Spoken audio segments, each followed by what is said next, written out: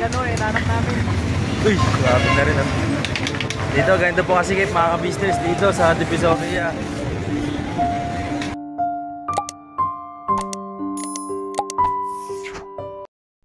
So yun, hello po mga kapapi, mga ka-business. Ang mapagpalang araw po sa ating lahat, no? Mapapansin nyo, nandito pa tayo sa bukid. Para makahanap po ng magandang anggulo, kahit magulo. Makahanap po tayo ng magandang spot at mapahatid po sa inyo ang maayos na mensahe, no? Kasi gusto ko pang ipaalam sa inyo mga ka-business, mga kapapi, kung gaano kahirap, kung gaano kami nagtiis, kung gaano nagtiis si Papa Dins upang makahanap ng matutulungan dun sa Tondo, Manila, dun sa Divisoria, ng mga kapapi, mga ka-business. Ito itagdag ko lamang po na video, no? Kasi nakaka-proud, no? Nakaka-proud bilang isa sa team ni Papa Dins na makasama sa ganitong plano ni Papa Dins na pagcha-charity ay yung pagdo-documentary. Grabe, napaka siksik ang aral. Napakadami niyo pong matutunan at pang universal po ito, no? Kaya yung pagpag ni Papa Dins, no, part 1, umabot po ng 150k plus views, no? At yung part 2, sana patuloy nyo rin pong suportahan. At nakaka-proud na kasama ako doon, no, sa isang napakagandang documentary ni Papa Dins. At ngayon, itong behind the scene ko, kay Jeffrey, no, first time ko rin po mag-behind the scene, mga kapapi, mga ka-business. Kasi ngayon lang po tayo rin, no, na bigyan ng pagkakataon at nabiyayaan ng isang ka-business na magkaroon po ng channel. At buong puso ko po yung pinasasalamatan. At habang nabubuhay po ako, tatanawin ko po yung utang na loob ko sa inyo, mga kapapi, mga ka-business. At salamat po syempre sa suporta nyo. At yun, sana samahan nyo po ako at panoorin po itong vlog na ito sa behind the scene ko kay Jeffrey, ang batang namumulot ng gulay. No? At gusto ko lang ma-share ng mga kapapi, mga ka-business. Kung okay lang po ba na sa next vlog, na matalakay natin yung pagpag. Kasi meron din po akong mga ilang pitik doon. At ilang cameraman. Ay, sabi ni Papa Dins, no, kung okay lang, gawan ko ng video o reaction video kung anong nararamdaman ko bilang isang cameraman doon sa pagpag. Kasi rinig ko po yung istorya kung gaano kahirap ang dinaranas ng isang pamilya doon. Isang pamilya na kumakain po ng pagpag at ginagawa po nila itong negosyo. Yun mga kapapi, mga ka-business. Panoorin nyo po, no, itong behind the scene ko. At dito nyo po talaga madadama kung gaano kahirap ang pinagdaraanan ng bata.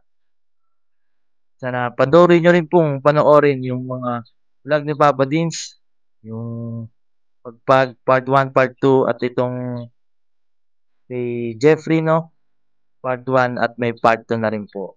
Napakaganda po ng istorya nila at alam ko pong masusundan niya ni Papa Dins, no. Yun mga kapapi, mga business, note po tayo. Alright.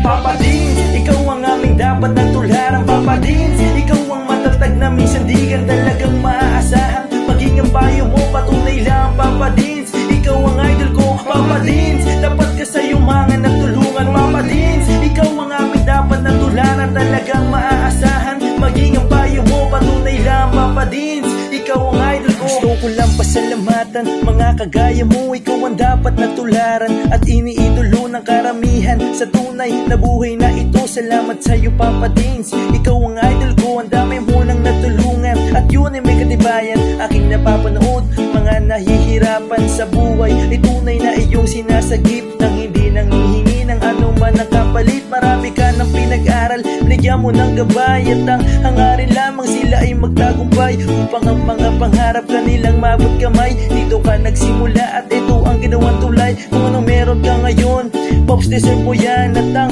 aming hiling, ikaw ay mag number one. Ikaw ang tunay na bida ng istoryang to. Sana dumami pa ang mga kagaya mo. Papa Dins, ikaw ang aming dapat na tularan. Papa Dins, ikaw ang matatag na minsan di ka talagang maaasahan. Maging ang payo mo, patunay lang. Papa Dins, ikaw ang idol ko. Papa Dins, dapat ka sa yumangan at tulungan. Papa Dins, ikaw ang aming dapat na tularan. Talagang maaasahan. Maging ang payo mo, patunay lang. Papa Dins, ikaw ang idol ko. Mabuting hangarin, minana sa magulang. Ang iyong layunin nating kapwa matulungan. Mga galing sa ilalim may iyong inaangat. Kahit na ang daladalang pasanay mabigat, hindi sapat sa iyo ang tulong na ganun na lang. Patuloy mo pa silang pinabalik-balikan. Kaya marapat lang ikaw ay aming dapat kahangaan. Patunay na hindi mo sila pinapabayaan. Marami pa sa iyo ang tao na nangangailangan. Alam ko ding hangad mo na sila ay matulungan. Patuloy ka pa sanang gumawa ng kabutihan. At ama na ang bahalang sa iyo ang magsukli niya. At bago matapos itong sinulat ko, gusto ko lang pasalamatan mga kagaya mo. Ikaw ang tunay na bida ng istoryang to. Patunay lang, Papa Dins, ikaw ang idol ko. Papa Dins, ikaw ang aming dapat na tularan. Papa Dins, ikaw ang matatag na minsan di ka talagang maaasahan. Maging ang payo mo, patunay lang. Papa Dins, ikaw ang idol ko. Papa Dins, dapat ka sa yumangan at tulungan. Papa Dins, ikaw ang aming dapat na tularan. Talagang maaasahan. Maging ang payo mo, patunay lang. Papa Dins, ikaw ang idol ko. Papa Dins, ikaw ang aming dapat na tularan. Papa Dins, ikaw ang matatag na minsan di ka talagang maaasahan. Maging ang payo mo, patunay lang. Papa Dins, ikaw ang idol ko. Papa Dins, dapat ka sa yumangan at tulungan. Papa Dins, ikaw ang aming dapat na tularan. Talagang maaasahan. Maging ang payo mo, patunay lang. Papa Dins, ikaw ang idol ko.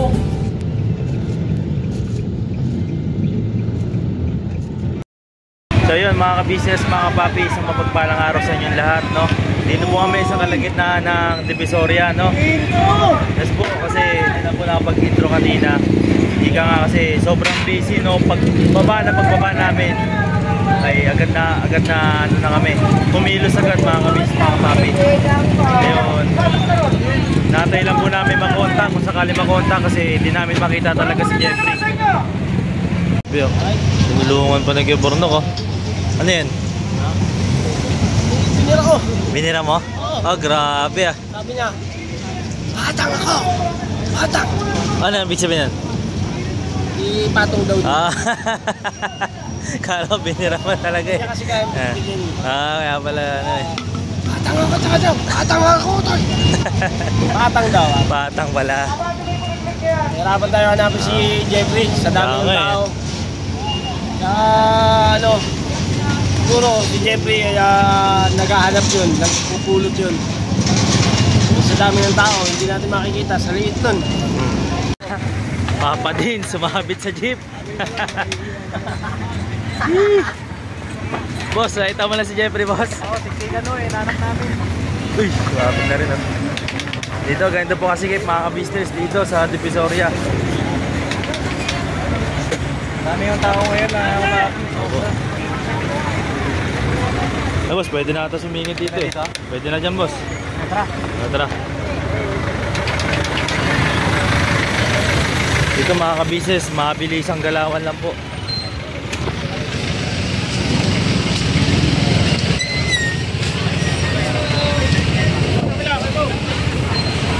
Ayun ha, patalastas lang po tayo muna sandali mga ka-business, ano? So ayun po, kami po ay dealer ng mga sewing machine. Iba-ibang klase mga sewing machine po, high speed, aging, piping, etc. Ano po, household, industrial. Meron po tayo niya mga ka-business. So doon sa mga inquiries po, paki-message nyo po yung Facebook page namin. At paki-contact rin po kami sa aming cellphone number. Maraming salamat po mga ka-business. So ayun, tuloy na panonood. Discover! So yung mga ka-business, kabahan ng paglalakbay namin dito mga kapapi ay natagpuan na ni Papa Dins, no? Ayan po, si Jeffrey. At sa wakas, no, salamuhan na po natin ulit si Jeffrey at maabangan po natin ang kwento niya, no? Siyempre abangan niyo po sa Papa Deans TV, no, mga ka-business. Alright, bibira na po kami mga ka-business, mga papi. Balikan ko po kayo.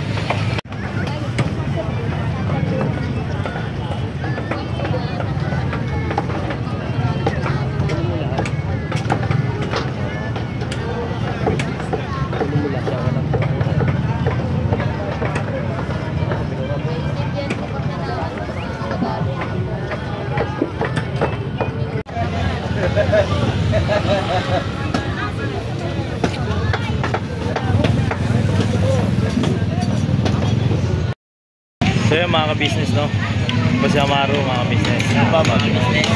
Bili lang po tayo ng kape, no? Bigay po natin kay Pops tsaka kay Bornak, no? So kami, tubig-tubig lang po kami mga kapapi, mga ka-business. Coffee ko po. Tubig lang po ng kape. Para ano po tayo, always ready, no? Para di rin antukin kasi time check tayo, no? Meron oras na ba? Check ko na lang dito. Mga ano, 11:42 na mga kapapi, mga ka-business. Alas 12 na. Ayun, sa kakalagitaan po tayo ng ang tawag dito, Divisoria. Mahaba ng recto kasi pag sinagad nyo po ito mga business, sabi ni Kuya Bornok, sa recto na daw po. At sabi naman ni Kuya Stong, ano daw to sa rekta? Rekta kain. Rekta kain kami kanina mga ka-business eh. Para may gana. Hatid na po namin yung kape. Sakto siya. Kabisado rin pala to ni Kuya Bong. Kahit Divisoria ng ano? Mga gatong Divisoria, Kuya Bong. Grabe, maraming. Ano yan? Ang tawag din sa gana? Magdurukot. Mga kabis, mga papi. Kaya pala kanina, pinag-iingat ako ni Kuya Bong habang ko yung camera ni Pops, no? Kasi concern talaga si Kuya Bong. Kaya sabi ko Kuya Bong, sige po, sa likod na lang kita. Para maalalayan. Asara! Ano? Ayos na pala. Wag na.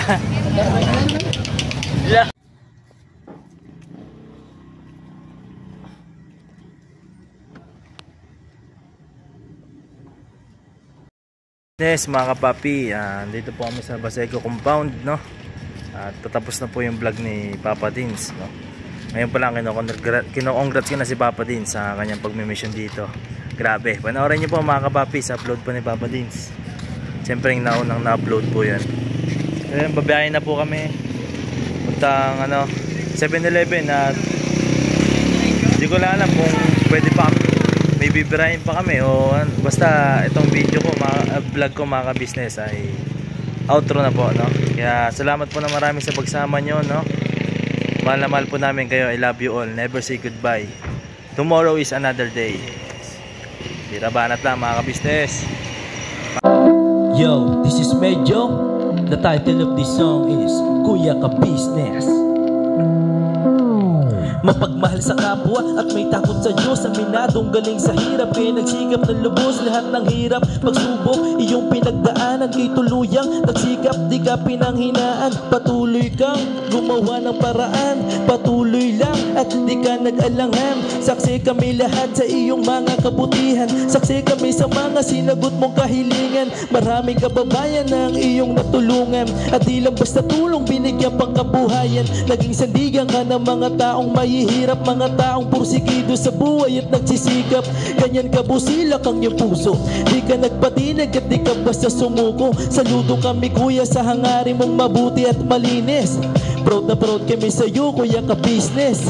Pinulukang my heart of gold, tinadhana ka kay marigold. Pagkat mayroon kayong heart of gold, mahal namin kayo. Yo, lubos po kaming nagagalak sa mabuti mong hinahangad.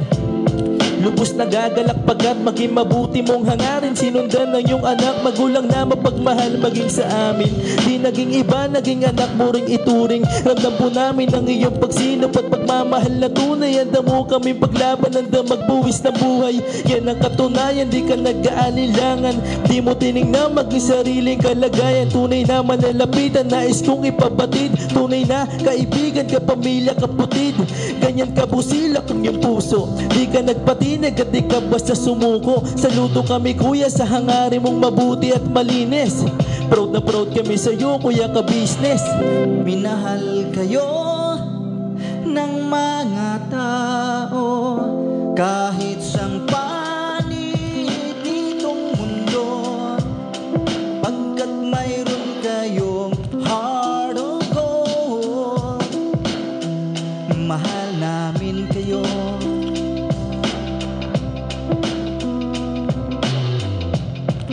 Mahal namin kayo.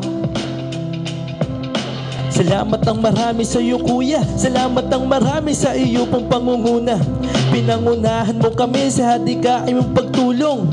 Di ka tumigil at di ka basta umurong. Salamat ang marami sa iyo kuya. Salamat ang marami sa iyo pong pangunguna. Solido ka kung magmahal at pantay ang iyong pagtingin. Nawa ay di ka rin magsawa na kami ay mahalin.